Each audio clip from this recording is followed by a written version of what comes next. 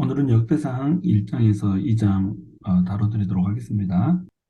1장에 보시면은 족보가 아담으로부터 시작을 하고 있습니다. 왜 족보를 아담에서부터 시작할까요? 남유다의 족보이기 때문에 이스라엘로부터 바로 시작할 수는 없는 걸까요? 그 이유는 바로 이 인간이 어디서부터 왔는가 이걸로부터 시작하기 위해서 그런 겁니다. 그러니까 족보 자체를 아주 웅장하고 크게 만든 거죠. 그리고 그 웅장한 족보 속에서도 특별하게 이스라엘 자손들이 택정받았고 그 이스라엘 자손 중에서도 다윗이 이 왕으로서 택정을 받았다라고 하는 것을 얘기를 하고 있는 겁니다. 그래서 다윗의 이제 정통성을 설명을 해주고 싶은 것이죠. 그래서 이제 이스라엘이 전체 인류 중에서 그리고 이스라엘 중에서도 남유다가 그리고 남유다 중에서도 다윗의 왕가가 정통성을 가지고 있다 이 얘기를 해주고 싶은 겁니다. 그래서 이제 아담으로부터 족보가 시작이 돼요. 인간은 어디서 왔는가? 힘이 있으나 힘이 없으나 모두 하나님으로부터 왔다는 거죠. 이 남유다가 바벨론의 포로로 잡혀갔다가 돌아오는 시점에 이 역대 상하를 기록한 거잖아요. 역대 상하를 기록할 때 역대기 1장부터 9장까지가 전부 족보라고 그랬어요. 근데 이 족보 전체가 어떤 족보냐는 거죠. 이 족보는 바로 누가 정통성을 가지고 있는가를 밝히는 족보란 말이죠. 그래서 어, 남유다가 바벨론의 포로로 잡혀간 그것을 근거로 해서 이 족보를 쓰고 있기 때문에 전체 인류의 족보를 다루고 있는 겁니다. 힘이 있으나 힘이 없으나 모두 하나님으로부터 나왔다는 거죠.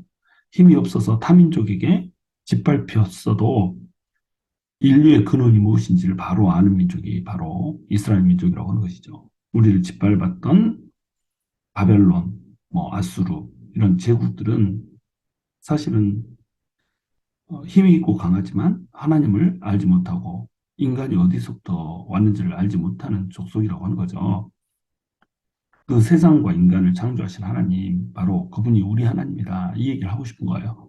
그러니까 아담으로부터 모든 인간이 왔는데 아담으로부터 파생된 모든 인간들이 여기저기 다 흩어져 살고 여기저기 민족을 이루고 살지만 그 민족 중에서 집중된 하나님의 선택지, 그것은 바로 우리다. 이 얘기를 지금 하고 있는 거죠. 그래서 우리는 포로로부터 귀환했지만 포로로 우리를 사로잡았던 민족의 역사마저도 하나님이 주관하고 계신다. 그 민족마저도 하나님께서 창조하신 피조물일 뿐이다. 이 얘기를 하는 거죠. 그래서 족보를 통해서 하나님의 웅장함이 드러나게 하는 겁니다. 그 웅장하신 하나님께서 누구를 선택하셨어요? 바로 이스라엘 자손들을 선택을 하셨다는 거죠. 그래서 아담의 족보에서부터 시작해서 그것이 이제 이스라엘 자손으로 좁혀지게 이렇게 만드는 거죠. 그래서 1장에서는 아담으로부터 시작되는 족보를 얘기하고 2장으로 넘어가면서 이스라엘의 족보로 이제 넘어가게 되는 겁니다. 그리고 이스라엘의 족보 중에서도 남유다와 또 다윗의 족보를 먼저 얘기를 하고 그 다음에 이스라엘의 다른 지파들의 족보를 나중에 얘기하는 이런 방식으로 이제 써져 있다는 거죠. 그래서 이 족보를 통해서 하나님의 웅장함이 드러나고 하나님께서 웅장하시기 때문에 그리고 그 웅장하신 하나님이 이스라엘을 선택하셨기 때문에 우리는 포로로 잡혀갔던 민족이다라고 하는 그 패배의식에서 우리는 하나님의 선택된 백성이다 그러는 선민으로서의 그 자긍심을 갖게 되는 겁니다. 그리고 우리는 하나님의 자녀들입니다. 세상에서 우리가 눌려 살고 찢겨 살고 한다고 할지라도 그 모든 우주 만물을 창조하시고 우리를 힘들게 하는 그 세상까지도 다 창조하신 분이 하나님이시고 그 하나님께서 태초이전 우리를 택정하시고 우리를 선택하셨다라고 하는 것, 우리는 선택된 하나님의 백성이라고 하는 것, 이것이 우리의 자긍심인 것입니다. 자, 그래서 이제 아담에서부터 쭉 나오는데 아담, 셋, 에노스, 게난, 마할랄렐, 야렛, 에녹, 무드셀라, 라멕, 노아까지 이루어지는 이 경건의 계보를 얘기를 하고 있어요. 불경건의 계보인 가인의 족보는 사라집니다. 그래서 창세기에서는 가인의 족보가 등장하지만 여기 역대상에서는 가인의 족보가 없어요. 그러니까 경건의 계보만 기록을 하는 거죠. 택정받은 족보만 기록을 하는 겁니다. 의미 있는 족보만 기록을 하는 거죠. 자, 불경건한 가인의 후손들, 그 이름은 아예 거론조차 되지 않고 있어요. 뭐, 야발이라고 하는 사람은 목축의 원조였고, 또 유발이라고 하는 사람은 뭐 틈소 이런 것들을 개발한 음악의 원조였고, 후발가인은 또 금속으로 도구를 만들었던 도구의 원조였고, 또 네피림은 세상을 호령했었던 전쟁의 영웅들이었고, 근데 이 이름들이 어때요? 안개처럼 이름도 없이 그냥 사라져간 덧없는 것들이라고 하는 겁니다. 세상에서 화려한 삶을 살지만 하나님의 기억 속에서는 사라졌다는 거죠. 그러니까 우리는 하나님의 기억 속에 남는 그런 존재가 돼야 되겠죠. 자, 그래서 하나님께서 택한 자만 기억된다라고 하는 것을 우리는 족보를 통해서 볼 수가 있습니다. 셋을 봐보세요. 셋의 이름 뜻이 대신이라는 뜻이잖아요. 아벨 대신에 하나님께서 주셨다. 뭐 누군가의 대체자일 수밖에 없는 거. 뭐 화려한가요? 에노스라고 하는 이름은 또 죽을 수밖에 없는 자 이런 뜻이죠. 또 게난, 마할랄레, 야렛 이런 사람들은 아예 이름만 나오고 족보상에 등장만 하지 어떤 무슨 특정한 일을 했다라고 하는 기록이 없어요. 어떻게 살다 갔는지도 밝혀지지 않습니다. 그런데 역대상에 기록된 그 하나님의 기록에는 이 사람들의 이름들이 기록되어 있다라고 하는 거죠. 어떻게 살았는지 하는 내용들은 이제 하나님의 나라에 가면 이들은 하나님의 기억에 선명하게 기록된 그런 사람들이 되겠죠. 그러니까 이 세상에서는 우리가 얼마나 화려하게 살던 인생인가 이것이 중요하지 않다는 거예요. 우리 인생이 하나님한테 기억되는 인생인가 아닌가 이게 이제 중요하다는 겁니다. 그리고 이 아담의 족보는 첫 번째는 노아로 집중이 되죠. 그런데 노아의 족보는 또 어떻게 돼요? 아브라함에게로 집중이 된다고 하는 겁니다. 그래서 어, 노아에게 세 아들이 있죠. 야벳과 함과 셈이 있는데 야벳의 자손과 함의 자손을 먼저 간단하게 소개를 해요. 그리고 이제 셈의 족보를 자세하게 기록을 하죠. 왜냐하면 셈의 족보가 누구를 소개해요? 아브라함을 소개하니까 그렇다는 겁니다. 아브라함이 민족의 조상이죠. 그러니까 어, 믿음의 조상이죠. 그래서 이 역대상 1장은 사실은 아브라함을 소개하기 위한 것이다. 이렇게 생각을 하면 되겠어요. 그리고 아브라함 다음이 이제 이삭이고 이삭 다음이 이스라엘이기 때문에 그렇게 이어지는 그 족보를 소개하기 위해서 지금 이 족보를 소개하고 있다. 이렇게 보면 되죠. 아담에서부터 아브라함, 노아, 아브라함, 그다음에 이스라엘 이런 식으로 이제 쭉 이어지게 하는 겁니다. 그래서 자, 어, 이삭에게로 아브라함의 족보가 또 이렇게 집중을 하죠. 셈에게서는 아브라함으로 집중을 했고, 이제 아브라함에서 이어지는 족보는 아브라함에게 이 아들들이 많이 있었잖아요. 이삭만 아들이 있었던 게 아니고 하갈과 사이에서 이스마엘이 나왔고 또 이삭을 낳은 다음에는 그두라랑 결혼을 해가지고 그두라한테서도 아들들도 많이 낳았고 이랬단 말이죠. 이것을 이제 뭐 기적의 영광이라고 한다고 그랬죠. 100세에 이삭을 낳았는데 그냥 이삭 하나만 낳고 끝나는 것이 아니라 후처랑 결혼을 해가지고 후처 그두라에게서 더 많은 아들을 낳아버린다고 그랬어요. 그래서 이게 기적에는 항상 영광이 따른다. 한 번의 기적이 아니고 그 기적 때문에 영광이 이어진다. 이런 식으로 이제 설명을 했었죠. 그렇게 해서 아들들을 많이 낳았지만 이스마엘의 자손과 그두라의 자손은 초점이 아니란 말이죠. 그러니까 이들을 간단하게 먼저 소개하고 그 다음에 이삭을 나중에 소개를 하는 겁니다. 하나님께서 집중하는 포인트는 어디라는 거예요? 바로 이삭이라는 거죠. 그리고 또 이삭은 에서하고 야곱 쌍둥이를 낳죠. 그 중에 누구한테 집중을 해요? 야곱한테 집중하죠. 그런데 야곱이라고 표현하지 않고 여기서 이스라엘이라고 표현을 해놓은 겁니다. 왜냐하면 야곱이 이스라엘로 이름을 개명을 했었잖아요. 하나님께서 이름을 바꿔주는데 야복강의 기도 후에 그 분엘이라고 하는 곳에서 하나님의 얼굴을 보고 난 다음에 이스라엘로 이름을 야곱에서 개명을 해주는 겁니다. 그래서 이 에서의 자손들 그리고 에돔 땅의 왕들을 간단히 소개한 다음에 이스라엘을 이제 소개를 하는 거예요. 그 이스라엘의 족보가 이제 2장부터 등장을 하게 되겠죠. 이것이 이삭의 족보라고 하는 겁니다. 이삭의 족보는 누구를 소개하기 위한 것이다? 이스라엘을 소개하기 위한 것이다. 이것이 이제 1장 전체 족보의 스토리가 되는 거예요. 그래서 결국 1장의 족보는 이스라엘을 소개하기 위한 족보이다. 메시지는 모든 민족의 근원신 하나님께서 선택하신 것은 바로 이스라엘이다. 이 얘기를 해주고 싶은 거죠. 자, 1장에 이제 첨언된 내용들이 있어요. 그 내용들을 우리가 조금 살펴볼 필요가 있죠. 왜냐하면 성경에서는 족보를 얘기하다가 특별하게 이 어떤 사람을 첨언했다, 어떤 말을 첨언했다, 이 말은 그게 중요하다는 뜻이 되겠죠.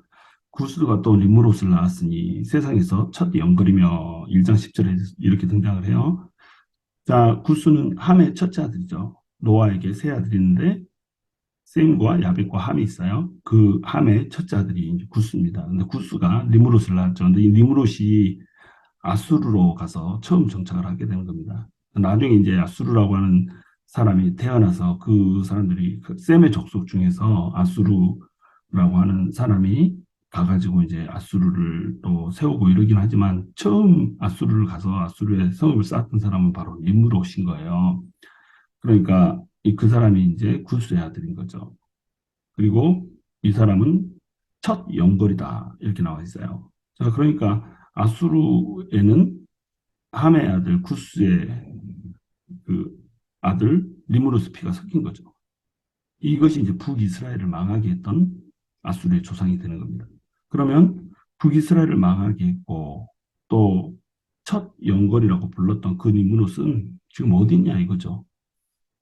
아수르가 지금 망한 시점에서 이 글을 쓰고 있잖아요. 지금은 페르시아 제국이 세계를 지배하고 있는 이런 시점이고 그때 이제 이 글을 썼기 때문에 지금 아수르는 망했다는 거죠. 자, 12절에 보면 블레셋 종족은 가슬루미에서 나왔으며 이 말이 등장을 해요.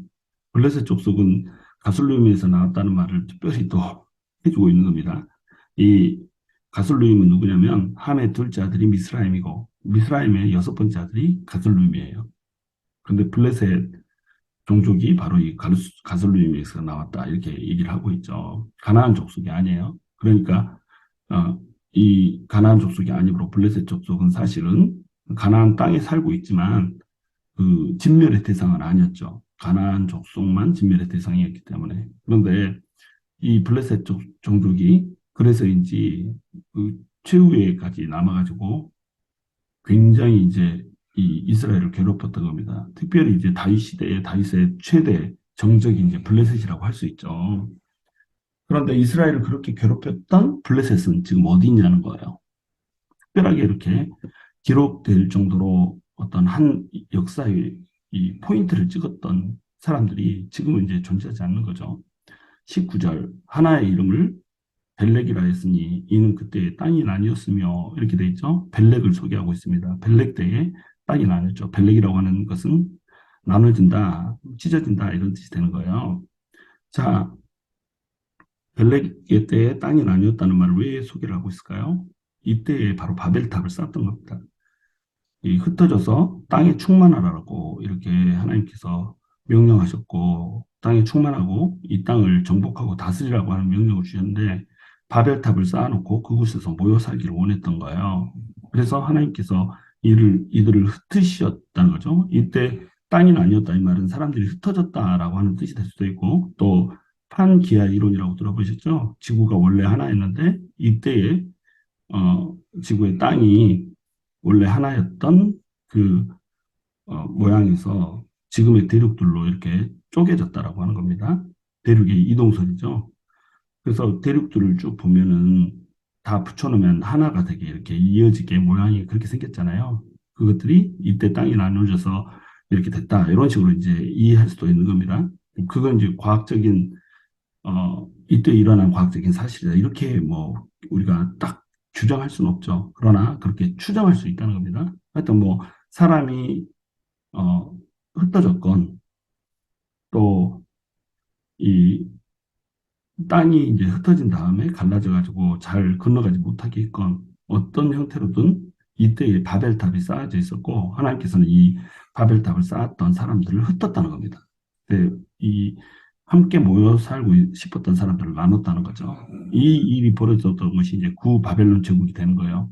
이 구바벨론 제국에서 생긴 반역 때문에 땅이 나뉘게 된 거죠. 그때 반역을 주도했던 그 바벨론 제국은 어디 있냐는 거죠. 그리고 그 후예인 바벨론 제국은 지금 어디 있냐는 겁니다. 바벨론이 이 이스라엘 백성들을 포로로 잡아갔지만 지금은 또 페르시아에 망해 있잖아요.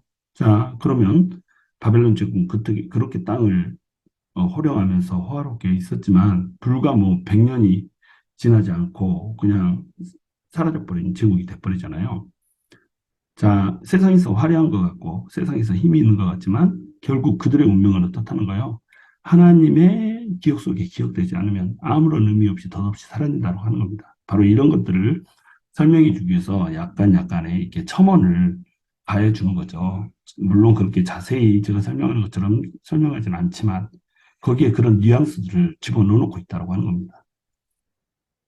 자, 이제 2장으로 넘어가시면 유다와 어, 다윗을 소개를 하고 있어요. 유다 지파를 먼저 소개를 하고 있죠. 자, 어, 이 역대기의 족보는 1장부터 9장까지 이어지는 굉장히 큰 족보라고 그랬어요. 어제도 설명했지만 그 족보의 중심에 뭐가 있다고 그랬죠? 제사장과 대제사장이 있다고 했습니다. 왜냐하면 이스라엘 백성들이 이 망한 이유가 뭐였어요? 하나님을 떠난 거였잖아요. 하나님을 떠났기 때문에 망했다는 거죠.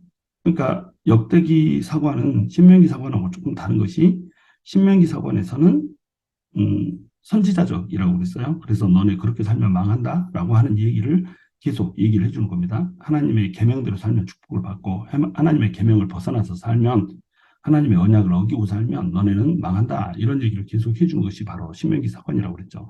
근데 역대기 사건은 뭐냐면 자 그렇게 해서 망했다는 거예요.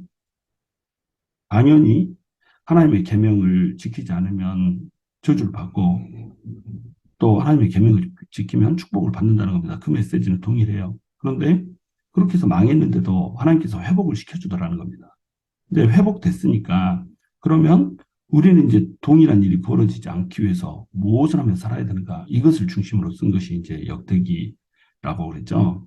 이게 역대기 사관인 거예요. 그래서 역대기 사관은 제사장적이라고 그랬죠. 왜 제사장적인가요? 성전 중심에서 살아야 되니까. 성전을 중심으로 하나님을 그 인생의 중앙에 모셔놓고 또 민족의 중앙에 모셔놓고 살아야 되는 겁니다. 그럼 성전에 모여서는 뭐 하는 건가요? 제사 드리는 거죠. 우리 식으로 하면 예배 드리는 거죠. 그러니까 성전 중심이다. 그 말은 제사 중심이라는 거예요. 그럼 제사는 누가 드리나요? 제사장이 드리는 거죠. 제사장 중심이 되고 그다음에 이 그러면 이런 나라 제사장 중심으로 성전을 중심으로 이렇게 사는 사람들의 정통성은 어디 있냐는 거죠. 북이스라엘에 있는 것이 아니라 바로 택정받은 다윗 왕가에 있다라고 하는 얘기를 지금 해주고 있다라고 하는 겁니다. 그것이 이제 이 역대상에 나오는 족보의 특징인 거예요. 자, 이 족보가 우리한테 어떤 의미를 갖고 있죠? 우리도 어때요? 하나님 중심, 그리고 우리의 제사장 대신 그리스도 중심으로 이렇게 살아야 된다라고 하는 거죠. 우리가 하나님께 선택된 사람들이라고 한다면 선택된 자로서의 정체성을 가지고 살아야 된다는 거죠. 그래서 역대상에서 이 족보에서 얘기하고자 하는 것은 뭐냐면 정체성이에요. 정체성. 내가 누구냐 이거죠. 그런데 누가 정통성을 가진 진정한 정체성을 가진 자들이냐 이 얘기를 지금 하고 싶은 거예요. 그래서 이스라엘 전의 세계에 대해서 이 1장에서 쭉 설명하고 2장으로 넘어가면서는 이스라엘 전의 세계, 그러니까 그 세계가 이스라엘을 소개한 것이라고 그랬죠. 그리고 이스라엘을 소개하고 나서는 이스라엘을 이 2장 1, 2절에서 이름만 그냥 쭉 말하고 유다지 바로 넘어가 버리는 겁니다. 왜냐하면 정통성 누가 가지고 있다는 거예요? 바로 유다 지파가 가지고 있다는 거죠. 그리고 그 유다 지파 중에서도 다윗 왕이 가지고 있다는 거예요. 남유다가 정통성을 가지고 있다는 거예요. 이것이 이제 이 X자 구조로 돼 있다고 그러죠. 교차 구조로 돼 있어서 제사장에 대한 그 중심 주제를 놓고 절반으로 딱 좁으면은 이게 대칭이 되게 이렇게 돼 있다고 그랬죠. 그래서 유다 다유당 이것과 이 대칭이 되는 게 뭐예요? 베냐민 사우랑이라는 거죠. 베냐민 사우랑은 뭐의 대표 주자인가요? 전체 이제 북이스라엘의 대표 주자가 되는 겁니다. 딱 접어놓고 남유다가 정통성이 있고 베냐민 사우랑으로 대표되는 북이스라엘은 정통성이 없다라고 하는 얘기를 해주고 싶은 거예요. 자, 그래서 이 2장에서는 이스라엘의 모든 아들들을 소개를 하고 뭐 르벤, 요셉 다 있지만 그 사람들 쪽 빼고 누구부터 소개를 한다? 유다부터 소개를 한다는 거예요. 왜냐하면 남유다가 정통성이 있다라고 하는 것이 하고 싶은 말이기 때문에. 자, 그래서 이 장에서는 정통성을 가진 다윗 왕가의 조상 유다 지파의 족보를 소개를 하고 있다. 근데 유다 지파의 족보는 누구를 향해 있어요? 다윗을 향해서 가고 있다는 겁니다. 그래서 다윗이 왕권을 가지고 있고 다윗의 왕가가 정통성을 가지고 있다라고 하는 것 이것을 중심으로 설명을 해요. 그러니까 다윗이 바세바와 가늠한 이런 얘기들을 빼놨다고 그랬죠. 또 므낫세가 악인이었지만 어, 이 역대기에서는 악하기만 한 왕이 아니라 회개하고 돌이켜서 또 종교 개혁을 단행하기도 했던 이런 왕으로 소개시키고 있는 겁니다.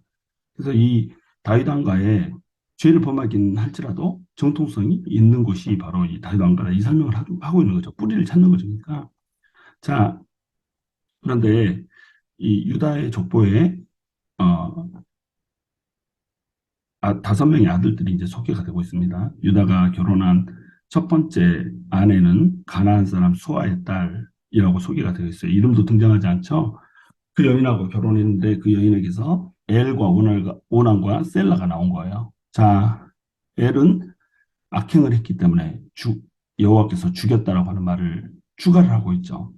오난은 또 엘의 아내가 다말이었는데 엘이 죽었으니까 이제 형사치수 제도에 의해서 계대 결혼의 그 전통에 의해서 오난에게 다말을 준대. 오난도 또 이 형의 아내인 다말에게 유업을 주지 않기 위해서 밖에다가 설정을 하는 이런 악한 짓을 했죠. 그래서 이 얘도 죽어버리고 또 그래서 유다가 셋째 아들인 셀라도 죽을까 봐 셀라를 다말에게 주지 않죠. 근데 셀라의 족보는 사장에 소개가 되고 있는 겁니다. 이 사람들이 다 뭐예요? 가나안 여인의 어, 그 소생들이 되는 거예요. 이 사람들 중심으로 이제 글이 써지는 것이 아니라 며느리 다말을 중심으로 이제 글이 써지는 겁니다.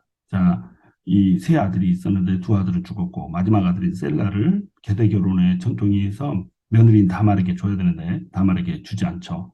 그러니까 며느리 다말이 유다를 어, 속여서 잠을 자버리잖아요. 그래서 나오게 된 아들이 베레스와 세라인데 원래는 세라가 먼저 나온 아들이죠. 손이 나오니까 그 손에다가 홍색 실을 묶었어요. 그래서 이름이 세라고. 그런데 베레스가 먼저 터치고 나와버렸죠. 그래서 터진다라고 하는 뜻의 베레스라고 하는 이름을 지어 놓은 겁니다. 그래서 베레스를 통해서 이제 다윗이 나오는 거예요. 그리고 이 베레스를 통해서 예수 그리스도가 나오는 거죠. 자, 그리고 이제 세라의 자손이 먼저 소개가 되고 있어요. 베레스가 이제 중심이니까 당연히 세라의 자식들을 먼저 소개하고 있죠. 그러니까 항상 중요한 사람이 나중에 등장을 하는 겁니다. 그래서 세라의 자손으로 시므리가 나오고 시므리의 아들로서 갈미가 나오고 갈미의 아들로서 아갈이 나오죠. 시므리는 여호수아서에서는 삽디라고 등장을 해요. 근데 이름이 이제 바뀌었죠. 뭐 이름이 별칭이 또 있었나 봐요. 그래서 세라, 시므리, 갈미, 아갈 이렇게 돼 있는데 아갈은 또 이 여호수아서에서는 아간으로 돼 있죠. 아간의 이름이 아가라고 이름이 똑같다 이렇게 생각하면 돼요. 시므리는 삽디하고 이름이 똑같다. 아니 저 같은 동일 인물이다 이렇게 생각을 하면 되는 겁니다. 이때 이제 아갈은 재앙이란 뜻이에요. 아간은 우리가 잘 알다시피 괴롭힘이란 뜻이죠. 네가 이스라엘 족속들을 괴롭게 했다.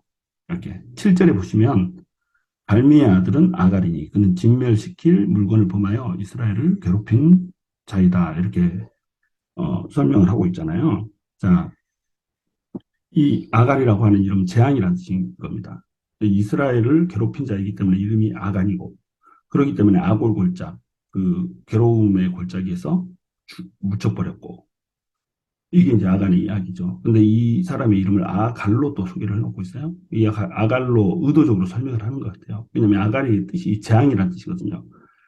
이스라엘 백성들 전체를 자기 탐욕 때문에 괴롭게 한 사람, 이 사람이 이스라엘에 재앙을 가져왔다는 거죠.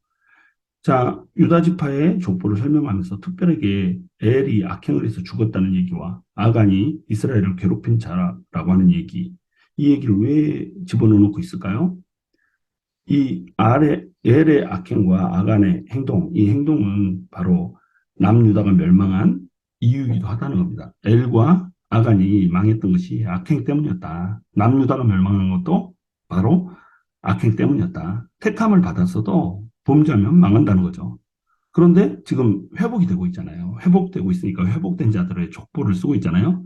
이 족보들에 망했던 자들의 조상들이 있는 거고. 그러니까 망했던 자들의 그런 이야기들이 그 조상들의 이야기들이 족보 속에 그대로 들어가 있어도 이 족보는 어때요? 면면이 흐르고 있다는 겁니다. 왜 그래요? 바로 하나님께서 택하신 그 언약 때문에 그렇다는 거죠. 유다 지파에게 왕권을 주겠다라고 하는 그 언약이 있기 때문에 조상들의 실패에도 불구하고 조상들의 패배에도 불구하고 여전히 그 족보는 면면이 계속해서 흐르고 있다라고 하는 겁니다. 우리도 마찬가지죠. 하나님께서 우리에게 이 선택한 백성이다라고 하는 이름을 줬을 때는 하나님께서 우리를 끝까지 견인한다라고 하는 뜻을 같이 갖는 거예요. 우리가 범죄해도 우리가 때로는 실패하고 넘어져도 하나님께서는 우리를 끝까지 붙들고 가시는 것이다. 왜? 하나님께서 우리에게 언약을 주셨기 때문이라는 겁니다. 자, 이제 이 2장을 읽을 때에 또 역대기의 족보를 읽을 때 여러분들이 막 헷갈릴 수 있어요. 왜 그러냐면 이름들이 이제 너무 많은데 또 같은 이름들이 많아요. 조상들의 그 이름을 따라서 이름을 짓고 뭐 라스트 네임도 없고 그냥 퍼스트 네임만 있잖아요. 그러니까는 얼마나 막 헷갈려요. 그런데 이제 갈렙이라고 하는 이름만 해도 세 명이나 등장을 하는 겁니다. 역대기의 족보에.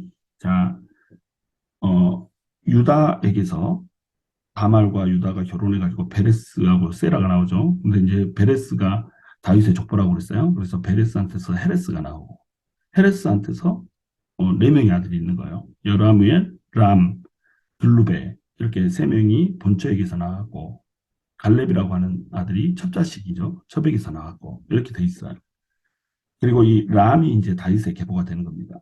그런데 글루베라고 하는 사람이 있어요. 이 글루베는 갈렙하고 발음이 비슷하죠. 그래서 위에서는 글루베라고 소개를 해놓고 나중에 42절에 가면 여라무엘의 아우 갈렙 이렇게 해가지고 갈렙이라고 또 소개를 해놓은 겁니다. 그러니까 글루베는 갈렙인 거죠. 그래서 이게 갈렙이 1번이에요. 가장 먼저 태어난 사람이죠. 갈렙, 세 명의 갈렙 중에. 그 다음에 첫 자식의 이름도 또 갈렙이라고 지어놓은 거예요. 이름을 지을 것이 되게 없었나 봐요. 그래가지고 어, 아들들이 네 명이 있는데 네 명의 아들 중에 두 명을 갈렙이라고 지었으니까 글루베라고 물론 지었기 때문에 이게 갈렙하고 발음이 비슷해도 조금 다른 건데 이 서기관이 쓰면서는 글루베를 밑에다 쓸 때는 그냥 갈렙이라고 썼던 것 같아요. 왜냐면 이름이 똑같은 이름이니까. 그래서 이 여분네 아들 갈렙, 그러니까 그 민수기에 등장하는 갈렙 있죠? 그 갈렙하고 우리가 이게 헷갈린다는 겁니다. 근데 이 갈렙은 사장에 이제 등장을 한단 말이에요. 1장, 2장에 등장을 하는 것이 아니라. 2장과 4장 사이에는 엄청난 차이가 있거든요. 그 시대적인 차이가 있는 겁니다. 그래서 여분네 아들 갈렙이 소개가 되고 있는데 여분네 아들 갈렙은 지금 헤레스의 아들들 갈렙, 이 갈렙보다 300년 후의 사람들인 거예요. 그러니까 전혀 다른 사람이죠. 또 갈렙이라고 하는 사람, 이 사람은 헤레스의 첫 자식이지만 여기서 이제 훌이 나오죠. 그리고 훌을 따로 이제 소개를 하고 있죠. 네, 훌은 또 부살렐의 할아버지가 되는 겁니다. 부살렐이 어떤 사람이죠? 성막을 아주 이제 정교하게 지었던 세공이었잖아요. 성막 건축의 그 지도자격의 사람, 이 사람이 부살렐이고 훌은 또 어떤 사람이죠? 아말렉과의 전투에서 모세가 손을 들고 기도하는데 손이 내려가면 지고 손이 올라가면 이기고 이러고 있을 때 아론과 훌이 같이 가가지고 손을 들어 올려주잖아요. 그래서 이 훌이 굉장히 어, 유명한 이름이죠. 그런데 뭐 벤허라고 하는 이런 영화도 있잖아요. 왜? 그 배너라고 하는 그 이름도 벤 헐가 훌의 아들이라는 뜻이거든요. 헐가 H-U-R 그러니까 훌인데 벤은 아들이라는 뜻이니까 훌의 아들 벤허가 되는 거예요. 예, 그렇게 그 훌이라고 하는 이름 자체가 조금 그래도 괜찮은 이름이었다. 우리 이렇게 생각하면 되겠죠. 그래서 42절에 이제 여라무엘의 아우 갈렙 이렇게 등장하는데 이것은 이제 갈렙 이를 얘기하는 겁니다. 즉 글루베를 얘기하는 거예요. 그래놓고 나서 50절에 또 갈렙의 족보가 또 나오죠. 그러니까 이제 헷갈리는 거예요. 42절에 여라무엘의 아우 이렇게 소개를 해놓은 것은 배가 같기 때문에 똑같이 헤레스의 아들들이어도 같은 엄마 밑에서 나왔으니까 여라무엘의 아우 갈렙 이렇게 소개를 해놓은 겁니다. 근데 50절에서는 또 갈렙의 족보가 또 나오죠. 이것은 이제 에브랏의 남편 갈렙인 거예요. 갈렙 2번이 되는 거죠. 헷갈리죠. 근데 또 문제가 뭐냐면 이 갈렙 2번에 갈렙 2의 딸의 이름이 악사인 거예요. 그 여분네 아들 갈렙 3번 거기에 딸도 악사잖아요. 그러니까 이거 뭐야 이렇게 되는 거예요. 300년 전에 사람과 300년 후의 사람을 헷갈려 버리는 거죠. 그런데 이 두 사람은 동일 인물이 아니라 다른 사람이다. 다만 이제 둘 다 딸을 악사라고 이름을 지어놨던 것 같아요. 그래서 갈렙 2의 딸도 악사고 갈렙 3의 딸도 악사고 어떤 사람은 이건 서기관이 잘못 기록했다 뭐 이렇게 설명하는데 꼭 그렇게 생각할 필요 없죠. 왜냐하면 갈렙 2도 갈렙 3도 똑같이 딸 이름을 악사라고 지을 수 있잖아요. 이때는 뭐 그 조상들의 이름들을 막 그대로 돌려 쓰고 막 이랬기 때문에 뭐 이름들이 복고풍으로 해가지고 옛날 이름을 또 쓰고 막 이렇게 했던 겁니다. 그러니까 둘 다, 딸 이름이 악사였다. 이렇게 생각하는 게 무난하죠. 성경이 이렇게 잘못 단어를 그 필사하면서 서기관이 그냥 자기 마음대로, 헷갈려가지고 갈렙 3의, 이 딸 이름이 악사니까 갈래비를 그렇게 헷갈려서 넣었다. 이렇게 이제 보기는 힘든 겁니다. 왜냐하면 이 사람도 이 족보의 갭을 알잖아요. 300년의 갭, 저도 아는 것을 이 서기관이 모를 리가 없죠. 그러니까 사실은 둘 다 딸 이름을 악사라고 지었다. 그러니까 우리가 헷갈려서는 안 된다. 이거죠. 자, 그 다음에 이제 다윗의 누나들을 소개를 하고 있어요. 다윗의 누나가 두 명이 있죠. 수루야하고 아비가일이 있습니다. 이 아비가일을 다윗의 아내 아비가일과 또 헷갈리면 안 돼요. 누나도 아비가일이라는 이름이 있고 또 아내도 아비가일이라는 이름이 있는 겁니다. 그리고 이 수루야도 다윗의 누인데 누나라고 하기보다는 누이라고 해야죠. 표현을 제가 잘못해 놓은 거예요. 것 같아요. 누이들이죠. 근데 이 수루야는 아비새와 요압과 아사엘의 엄마가 되는 거예요. 그러니까 아비새, 요압, 아사엘은 다윗의 조카가 되는 거죠. 그런데 아사엘이 굉장히 발이 빠르다고 그랬어요. 사슴처럼 빠른 발인데 이 사울의 왕가가 이렇게 사울과 뭐 세 아들이 블레셋과의 전쟁에서 죽어버리잖아요. 그때 이제 아브넬이 사울의 아들인 이스보셋을 왕으로 세워놓고 자기가 왕이 되고자 했고 아브넬은 또 이 사울의 군대 장관으로서 아주 싸움을 잘하는 자인데 이때 이제 북이스라엘과 남유다가 한시적으로 이렇게 갈려 있었잖아요. 그때 북이스라엘의 대표격이 이제 아브넬이 되는 겁니다. 근데 아브넬이 이제 우리 싸우자 해가지고 싸웠던 이야기 기억하시죠? 그때 아브넬을 끝까지 쫓아가다가 그냥 아사엘이 아브넬한테 죽임을 당해버린 거예요. 그리고 이제 아비새하고 요압만 이제 남아있는 거죠. 근데 얘들이 힘이 굉장히 좋았어요. 그래서 군대 이 통수권을 가지고 있기 때문에 다윗이 이 아비새하고 요압 조카들이지만 어떻게 이렇게 컨트롤이 잘 안 되는 겁니다. 워낙에 군사력이 좋기 때문에. 그래서 다윗의 힘이 되어주고 뭐 다윗이 또 힘이 빠져 있을 때는 막 조언을 해서 다윗이 다시 일어나게 해주고 뭐 이런 역할도 하지만 상당히 다윗을 괴롭게 하고 다윗의 감정을 많이 상하게 했던 인물이 바로 요압이라고 하는 이 인물이에요. 그래서 다윗 왕을 무시해가지고 제 멋대로 이제 막 나대는 사람이 요압이죠. 양날의 검 같은 사람인 겁니다. 그러니까 한쪽으로는 좋고 한쪽으로는 안 좋고 있으면은 좀 강하니까 괜찮은데 또 있으면은 자기한테 칼을 들이대니까 싫은 막 이런 사람 있죠. 바로 요압이 그런 존재였던 거예요. 그래서 또 요압과 아비새가 둘이 형제니까 좀 편을 먹어가지고 다윗에게 또 압박이 되는 이런 사람이 또 수루야의 아들들이죠. 그래서 내가 지금 힘이 없어서 수루야의 아들들을 마음대로 다스리지 못한다고 이런 식으로 한탄하는 다윗의 모습이 이제 그려져 있죠. 나중에 이제 솔로몬한테 너는 반드시 요압을 숙청해라 이렇게 해가지고 솔로몬이 숙청하는 장면으로 이제 나중에는 이어지는데 하여튼 그런 인물들이 바로 수루야의 자식들입니다. 이런 그 가족 관계를 좀 알고 읽으면 굉장히 재밌죠. 근데 이제 요압이 아브넬을 죽여버리잖아요. 다윗은 아브넬이 강한 전사고 용사였기 때문에 사실은 킵하고 싶어 한단 말이에요. 사울의 군대 장관이었고 부하였고 막 이랬지만 아브넬을 이제 그 요압의 대항마로 이제 삼고 싶었던 거죠. 요압의 힘이 너무 좋으니까 견제하는 그런 사람으로 삼고 싶었던 거죠. 근데 죽여버리죠.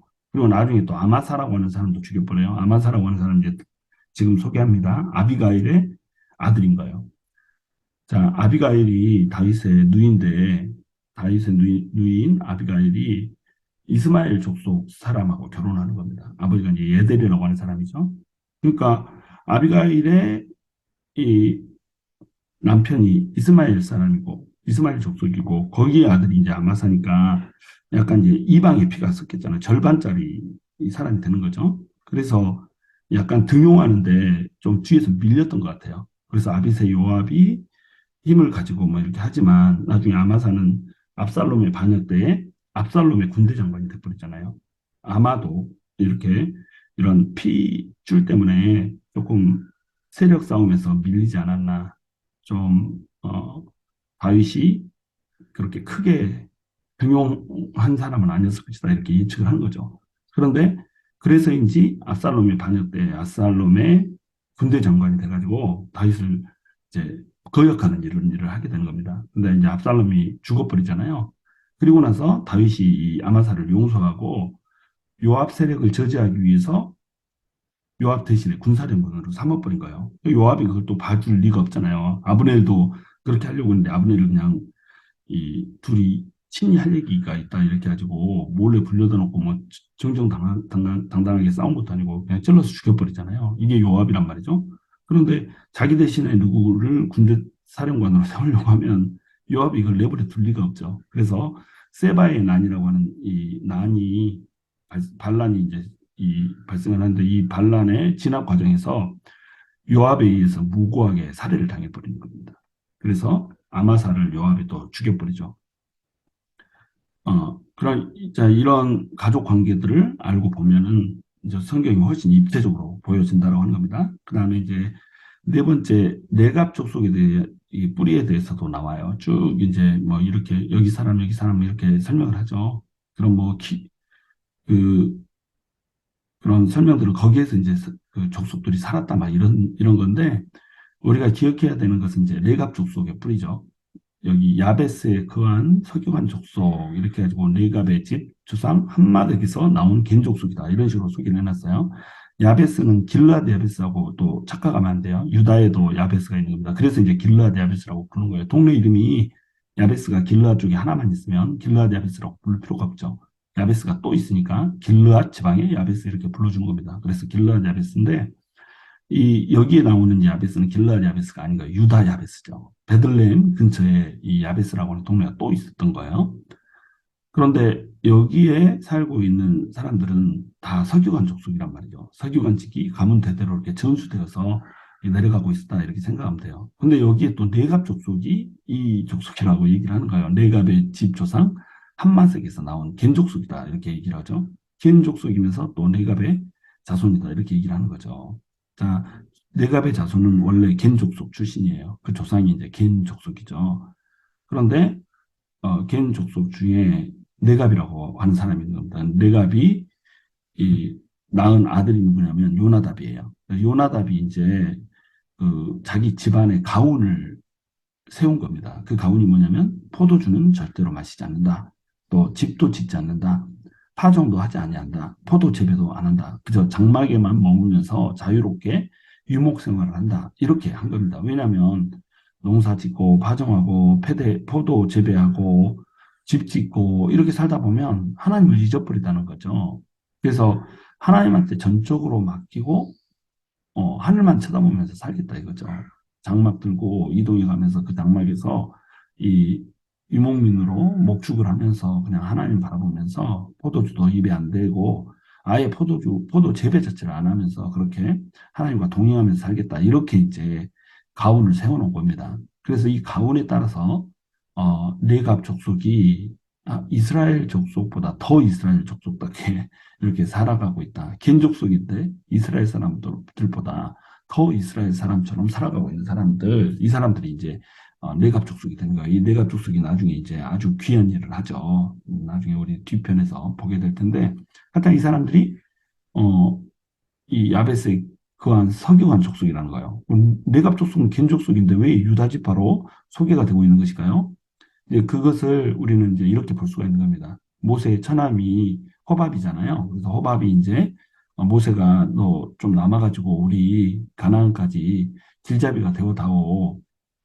우리가 광야 길이 익숙하지가 않으니까 광야에서 헤매고 다니는 거 아니냐. 하나님의 구름 기둥이 또 불기둥이 우리를 인도하고 안내하는 대로 가지만 그것은 그 구름 기둥이 인도하고 안내하는 것 그것을 보고 우리가 신호로 삼을 뿐이지 그냥 일일이 모든 순간순간을 다 이리 가라 저리 가라 하나님이 해주는 건 아니니까 광야 길을 잘 아는 사람이 하나가 필요하다는 거죠. 그 사람이 이제 호밥이었던 겁니다.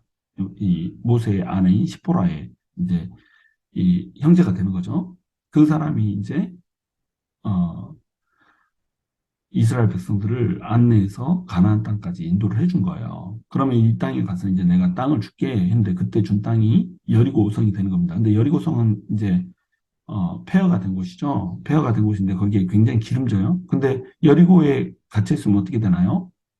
그냥 여리고에만 있어야 되는 거예요. 딴 데로 나갈 길이 없는 겁니다. 그래서 이 사람들이 이제 남방으로 내려가죠. 남방의 네게브 지역에 땅을 차지하고 이렇게 살면서 어, 자유롭게 이제 목축을 하면서 살게 이렇게 선택을 하는 거죠. 근데 이 호밥이라고 하는 사람이 갈렙 족속의 여자 상속자와 아마 결혼을 했을 것이다 이렇게 생각을 하는 겁니다. 이 호밥은 이스라엘로 어, 편승이 됐던 이런 사람이기 때문에 여자 상속자하고 결혼을 했을 것이다. 왜냐하면 이 갈렙 족속이 지금 아니 갈렙 족속은 이제 유다 지파고 이 호밥은 지금 어디에 살고 있어요? 남방 네게부 지방에서 살고 있단 말이죠. 그리고 딱히 무슨 그 땅을 굳이 상속받고 막 이러려고 생각하는 사람도 아니고 그런데 여자 상속자 갈렙 족속의 여자 상속자하고 결혼을 하니까 결혼을 통해서 이 겐 족속이 결국 어떻게 됐다는 거예요? 어, 유다 지파로 병합이 돼버렸다는 겁니다.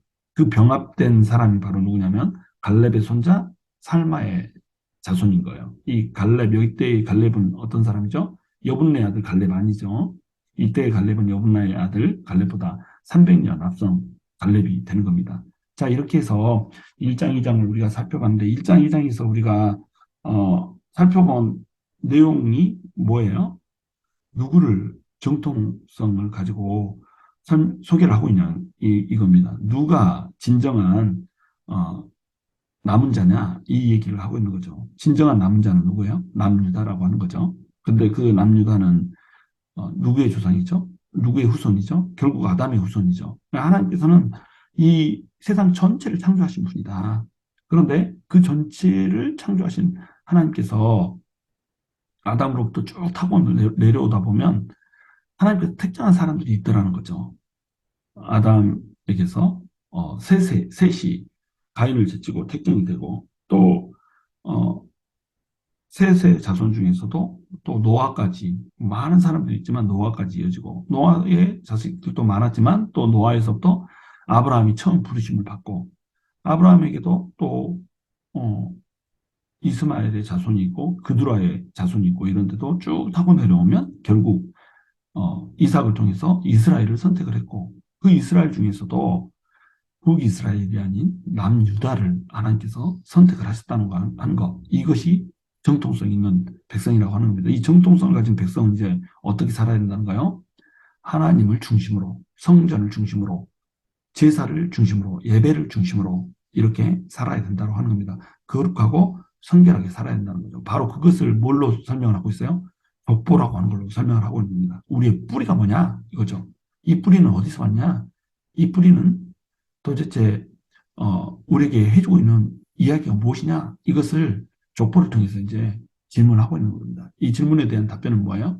우리가 바로 선택된 자고, 우리가 바로 남은 자고, 우리가 바로 죄악 가운데서도 뭐 엘과 또 아간 같은 그런 범죄자들이 있지만 이 범죄자들이 있음에도 불구하고 족보가 면면히 흐르는 것처럼 하나님의 언약은 우리의 죄악 속에서도 여전히 우리를 소생시키고 회복시키고 있다. 그러니까 우리는 그 하나님을 붙들고 똑바로 하나님의 선택된 자답게 살아야 된다라고 하는 얘기를 하고 있는 거예요. 지금 이 유다 지파를 통해서 이제 누가 나오죠? 그리스도가 나오죠. 그리고 그리스도의 택함 받은 자들로 그리스도를 통해서 택한 선택된 민족들로 누가 나옵니까? 바로 영적인 이스라엘인 우리가 나오게 되는 겁니다. 그래서 우리는 그 언약 때문에 예수 그리스도 안에 있으면 고아처럼 우리를 내버려 두지 않고 세상 끝날까지 우리와 함께 하겠다는 그 언약 때문에 사실은 우리가 하나님을 붙들고 하나님을 자녀답게 하나님의 또 백성답게 이렇게 이 세상을 살아가야 된다라고 하는 것. 이것이 역대상의 족보에서 우리에게도 하고 있는 하나님의 메시지라고 하는 겁니다.